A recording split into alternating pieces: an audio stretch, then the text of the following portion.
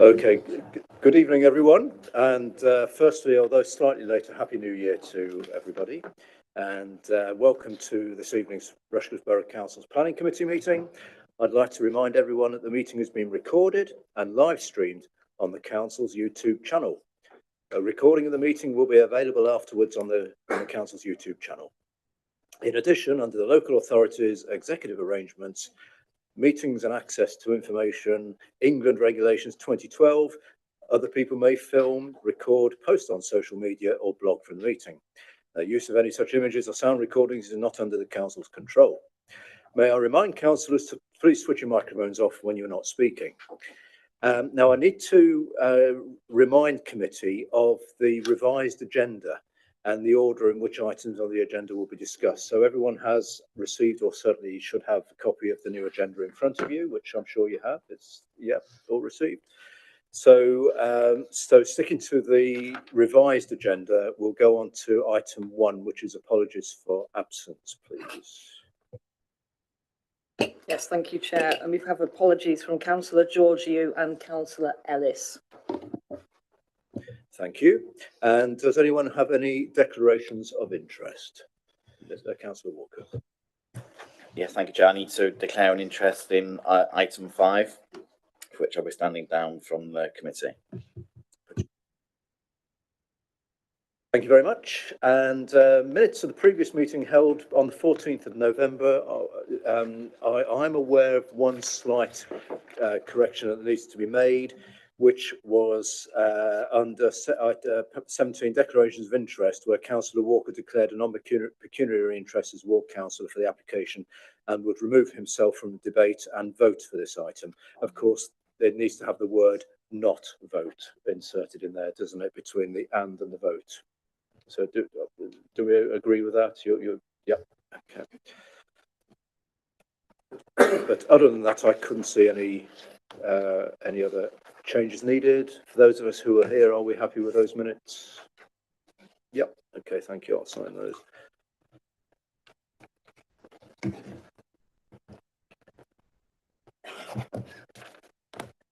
What's the date today?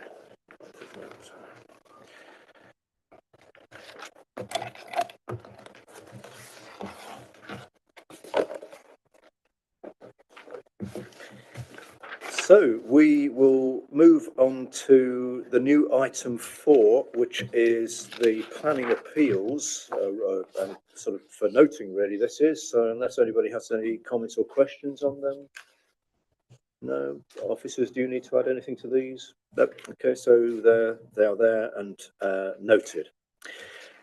Right, so we're now going to planning applications, and so item 5, planning applications, and we have the one on this evening, which is a consultation application for what will ultimately be a decision taken by Nottinghamshire County Council, but this is for land northeast of Rushcliffe Power Station, Barton Lane, Thrumpton. And this is the proposed quarry for the prior extraction of gypsum with ancillary development and on-site processing, site access of Barton Lane and restoration of the site. And so, Mr. Langton, you're going to talk us through this, please. Thank you, Chair. Yes, so since the publication of the report, there's just one update to provide the committee with, and that's that comments have been received by the Council's Conservation Officer to provide heritage considerations on the impact of the Grade 1 listed Thrumpton Hall and its associated parkland to the north of the site. The Conservation Officer's comments effectively summarise that due to the topography of the site and screening provided by the trees, there would be limited visual impacts on the heritage asset. However, the determining authority should give consideration to acoustic impacts on the park as the setting of the Grade 1 listed building. The ice house, which is a listed building within the grounds, is a subterranean structure as well associated with the hall and located some 300 metres from the boundary of the application site. And acoustic impacts on this structure and vibration impacts from the blasting should also be consideration by the determining authority. So just to note that both of these points should be added to the recommendation to the County Council at the end of the report. So as the chair noted, this is a county matters application. So Nottinghamshire County Council are the determining authority, and this item is to agree on the Borough Council's response to that. The application relates to the quarrying of or the opening of a quarry to extract up to 1 million tonnes of commercial grade gypsum across 4 years. The gypsum would be extracted using low intensity drill and blast techniques, which includes explosive charges within shot holes to break the seam up into small enough lumps they can be excavated from the working face. Following the use of the land as a quarry, the site would be restored to create a development platform in line with the requirements for the local development order.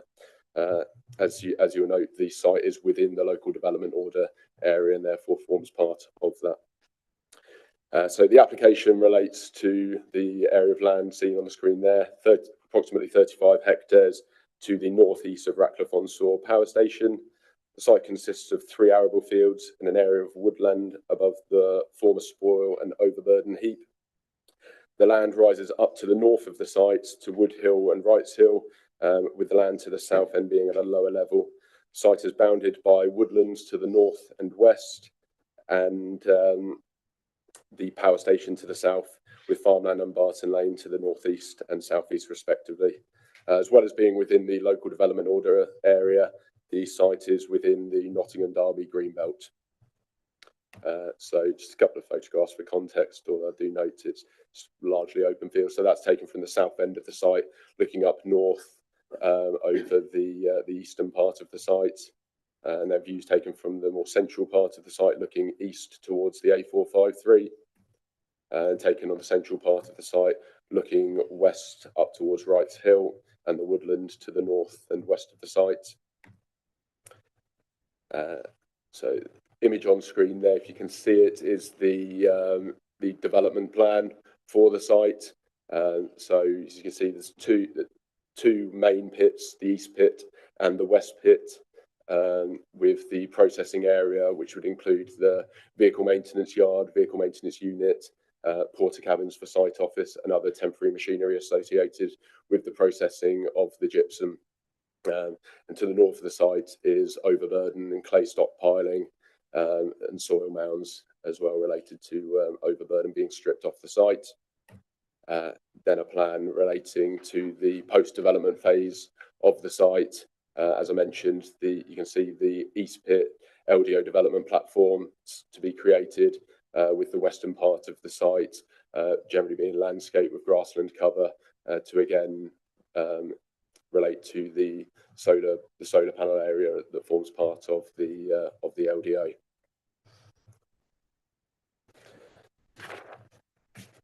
So, with regards to the proposal, the application is within the Greenbelt, and consideration must be given as to whether or not the proposal is an exception to inappropriate development. Other matters for consideration are impact on the character and appearance of the area, amenity impacts, ecological impacts, and land contamination. As I noted, this is a county matters application, so matters in respect of highways, transport, flood risk, archaeology, are all matters to be considered by the county council, and not therefore forming part of this report or recommendation. So the use of the site as a quarry would fall under a mineral extraction, which is a form of inappropriate, an exception to inappropriate development in accordance with paragraph 154 HI of the NPPF, subject to provided it preserves the openness of the Greenbelt and does not conflict with the purpose of including land within it.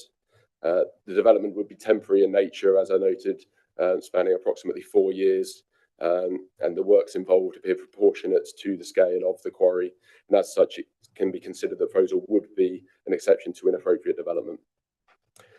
With regards to the character of the area, landscape visual impact assessment has been submitted with the application, which concludes that whilst the proposed extraction and restoration has potential to affect views and visual amenity of the area, the visibility of the development would be generally restricted by landform, existing hedgerows, trees and woodland.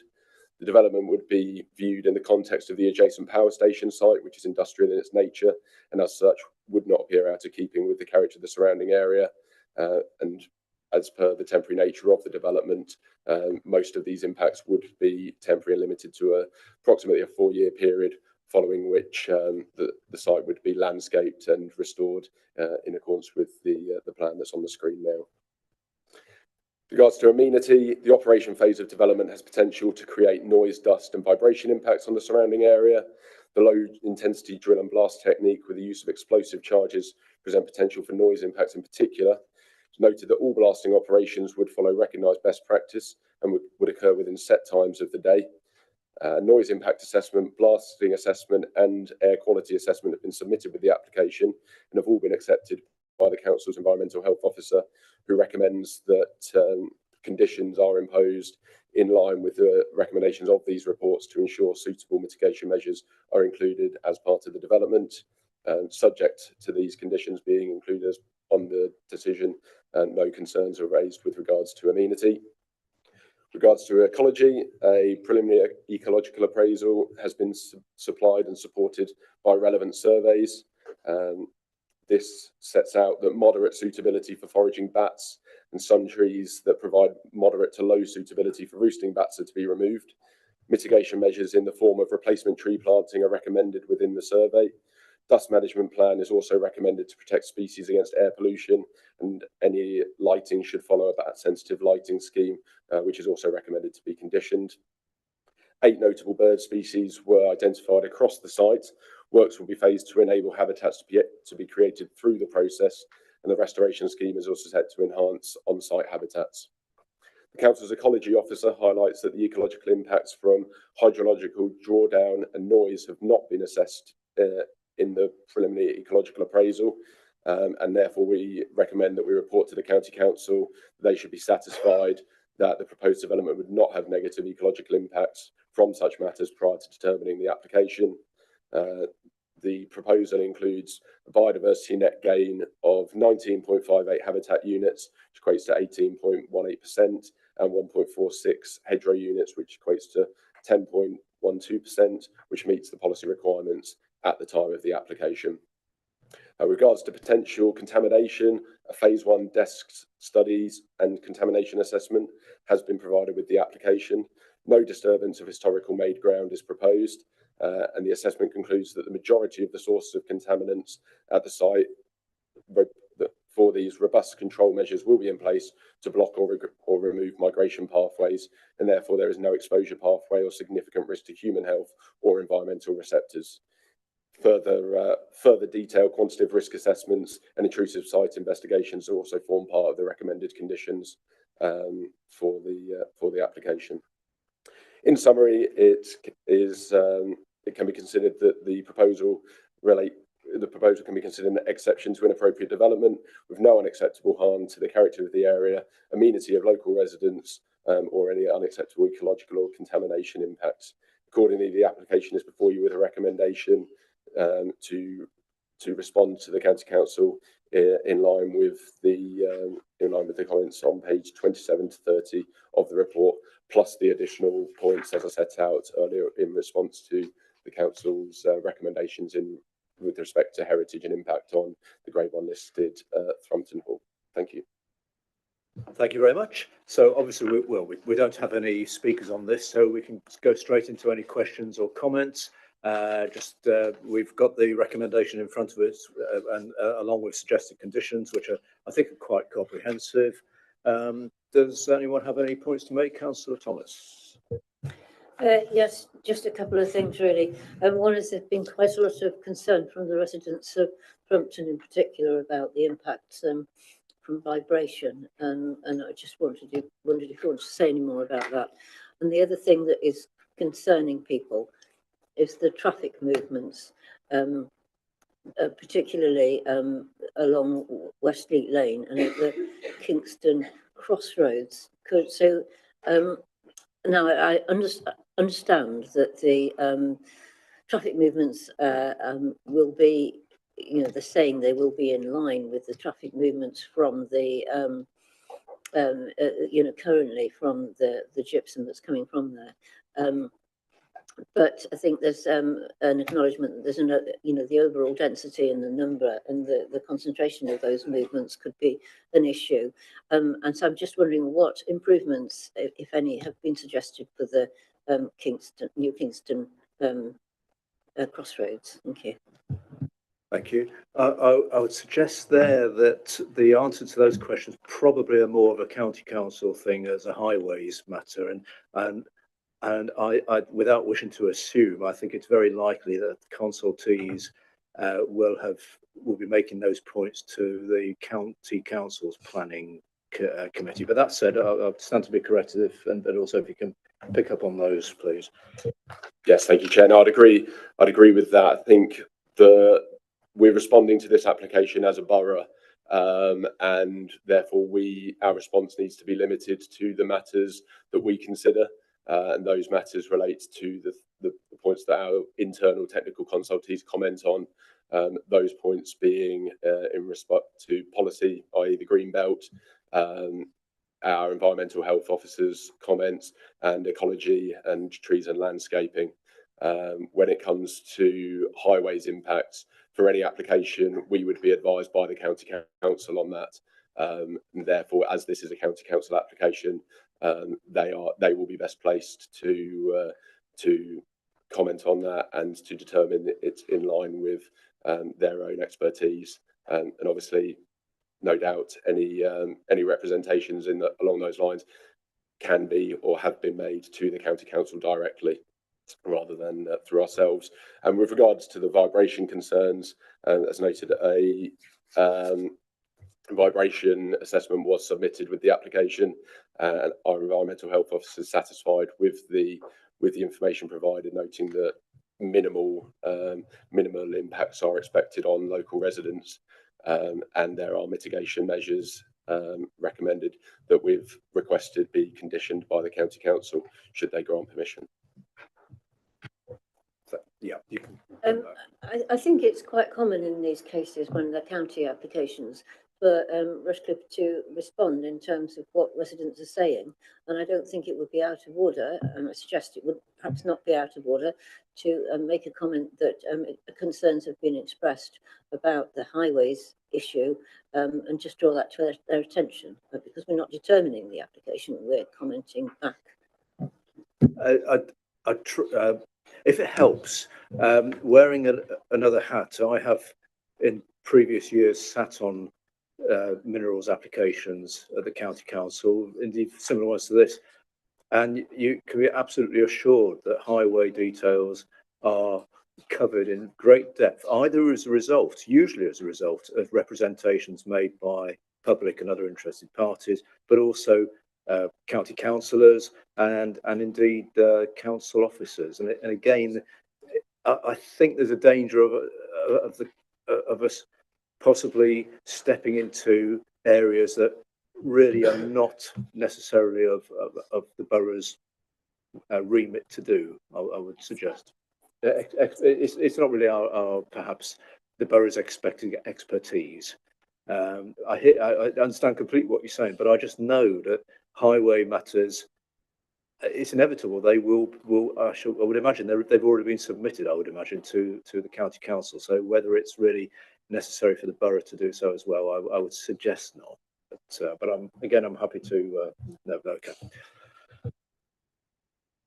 Councillor Wells and then Councillor Rediving.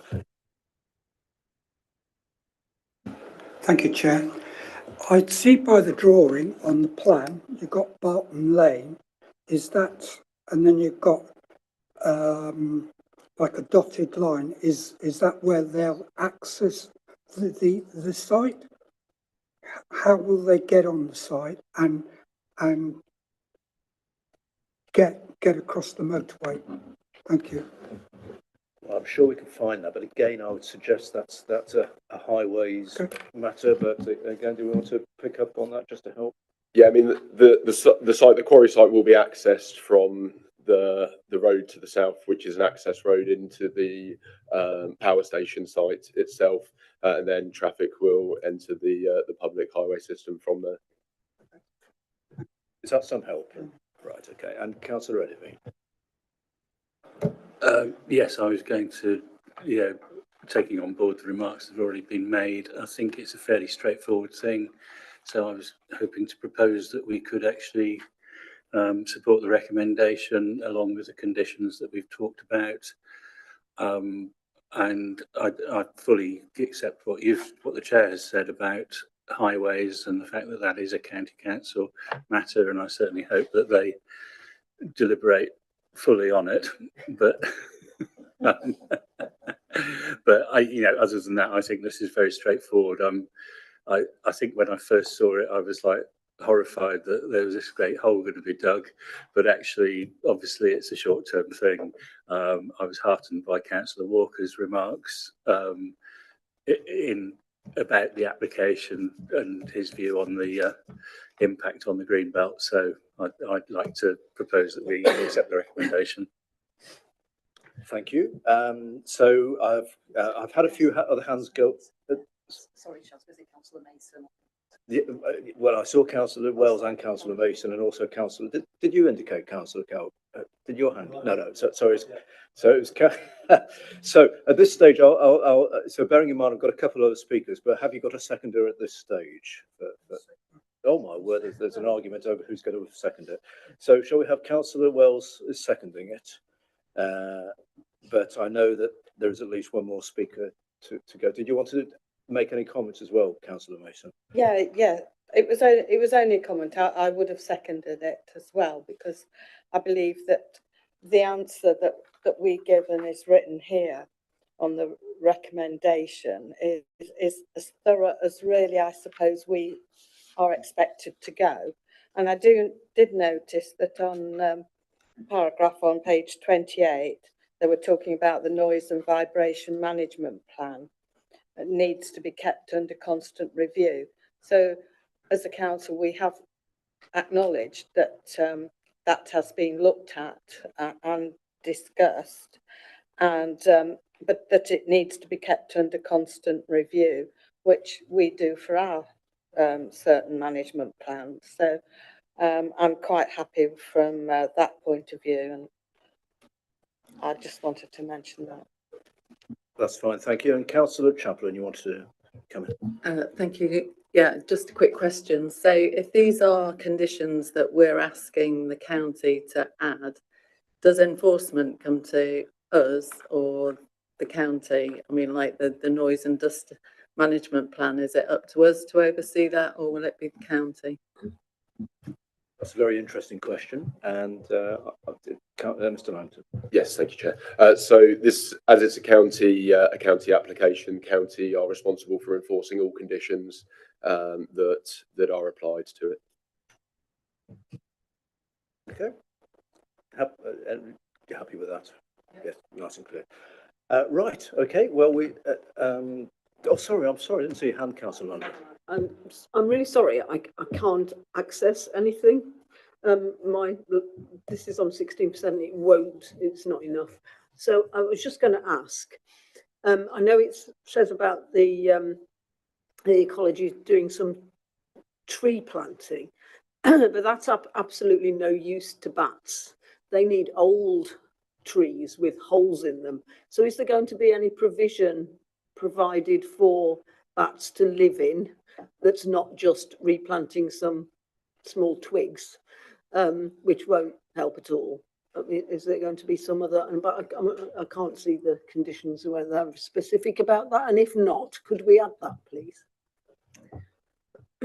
So the recommendation for the replacement trees comes directly from the bat survey and the ecological report.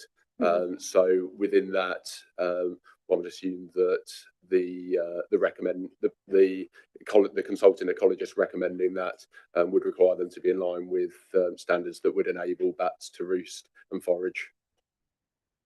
Right. Okay. All right then. Thank you. And also, I think the third from the last bullet point in the conditions might be helpful as well.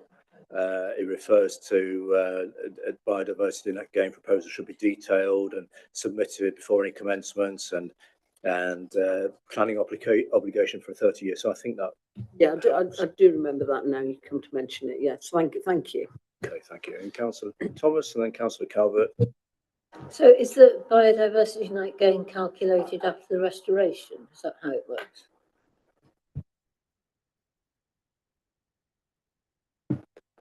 Yes, so that relates to taking the baseline as being the site as it is at the moment. The biodiversity net gain will then be post the quarry as per the restoration plans. Thank you. And Councillor Calvert.